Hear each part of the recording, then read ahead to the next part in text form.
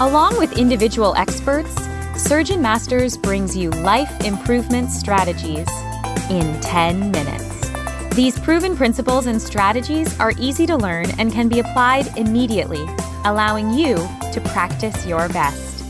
Here's your host, Jeff Smith. On this episode of the Surgeon Masters mini podcast, I have with me CEO of Vital Work Life, a mental health and well-being expert for healthcare organizations and their workforces, with a niche in physician-focused behavioral health solutions, Mitch Best. Welcome, Mitch. Thanks, Jeff. And it's great to join you here. And I must say thank you, because many of Vital Work Life's 40 plus physician, peer, and executive coaches have been through your structured level 1 accredited International Coaching Federation program. And so for that, I thank you. Yeah, hopefully we're feeding you more and more coaches to help your audience and the organizations that you're trying to support and the physicians and healthcare professionals within them. It's a fun collaboration that we've had over a few years. It has been. And one of the things we've always found ourselves talking about, Jeff, is self-advocacy for physicians. It extends beyond physicians. It can be healthcare leaders, it can be nurses, it can be really the entire care team. And that is something I think we want to continue to talk about with others, right? Absolutely. And I think you and I understand it, but tell us what you or we maybe are talking about when we're talking about self-advocacy. Yes. And I will just add in front of that I'm coming from this from a seat or lens, if you will, with 15 years of experience of leading a mental health and well-being organization that is centered on providing support and care to healthcare organizations and their workforces. So at the core of our work, what we're very competent at is helping physicians, nurses, care teams address professional burnout, life challenges, and the very unique barriers for healthcare professionals to seek help for themselves, hence self-advocacy. So in essence, the last couple of decades, my work, the work of Vital Work Life, has revolved around the critical realization among healthcare organizations that it's important to prioritize and nurture the well-being of their care teams. Folks, constituents of mine say it's a moral imperative because to do this, along with it also affects the bottom line. I say all that because there's extensive data that highlights that physicians experiencing burnout or mental health challenges are more prone to medical errors and associated complications. And your audience, in all likelihood, is aware of that and gets it, right? Going back to 2017, we released, at the time, it was our 5th national survey, and it was titled Physician and Advanced Practitioner Wellbeing Solutions Survey. And there were a number of key findings, Jeff, within this report, which surveyed just over 650 physicians from across the country.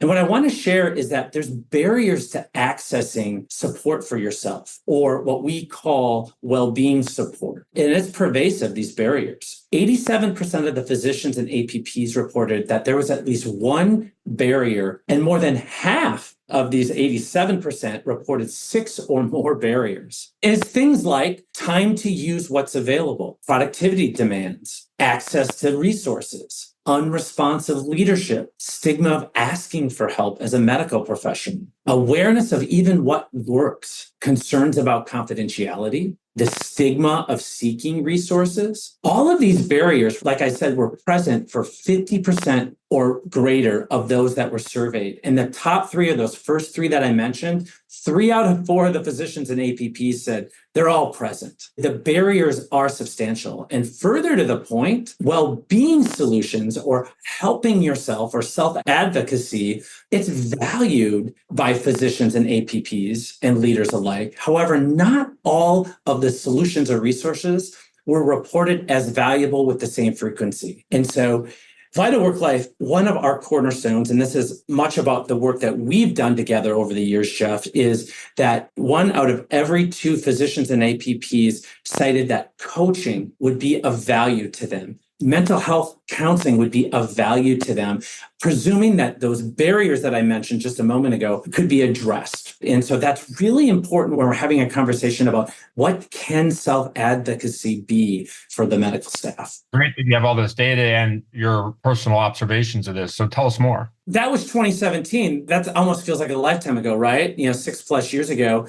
We fast forward to 2019. In response, we did these national surveys and we do them. It's because it helps us serve those that we have promised to help. And so now it's been 5 years and we introduced what's called well-being advocates. And these are part of our physician well-being resource solutions. And it's intended for healthcare organizations to prepare their own physicians, so within their own organizations, to proactively be both spokespeople or evangelists or champion, we call them advocates, for their own well-being along with their colleagues' well-being. So this is a very active role where Vital Work Life, we educate and train physicians to effectively watch for the signs that they themselves may be experiencing burnout or on the road to be experiencing it, or stress, right? And while we're helping them address this for themselves, we're also preparing them as well-being advocates to be on the lookout amongst their colleagues or their constituents, and so that they can then offer ongoing support in a proactive way within their organization. And again, I want to emphasize this would be in non-crisis situation when signs of burnout or signs of stress are presenting themselves in a work setting, or like many of us, we have friendships. There's people we love that we've worked alongside for years, if not decades. And it can also be for those in the medical profession that have a desire for professional advancement or want to build stronger well-being skills. So I share all this because these well-being advocates have now learned to take better care of themselves, to be self-advocates for their own well-being. And they're transitioning into taking on a new and influencing role so that they can then help their peers connect with the resources in terms of helping themselves. That could be in the form of peer coaching, executive coaching, counseling from a behavioral or mental health professional who works exclusively with clinicians. So there's a lot of key steps or ingredients. And this is a real formal program in terms of just one example, but there are important key steps and ingredients that show folks modeling self-care. So I just wanted to start by sharing that because the goal here is that we want to weave the importance of well-being and the existence of well-being resources into the fabric of healthcare organizations in our country.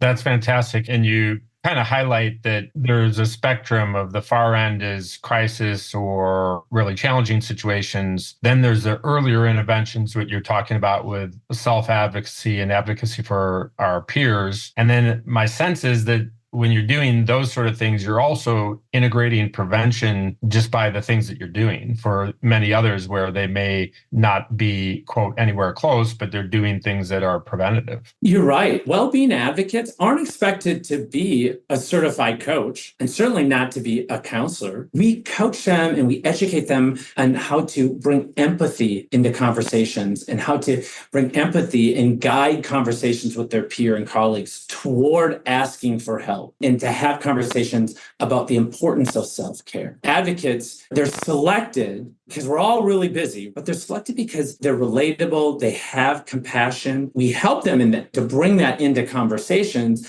but they're also just know how to get those conversational cues. If they're going to notice one of their colleagues might be struggling, or there's a toxic work environment, if you will, or there are folks that might be experiencing conflict with one another.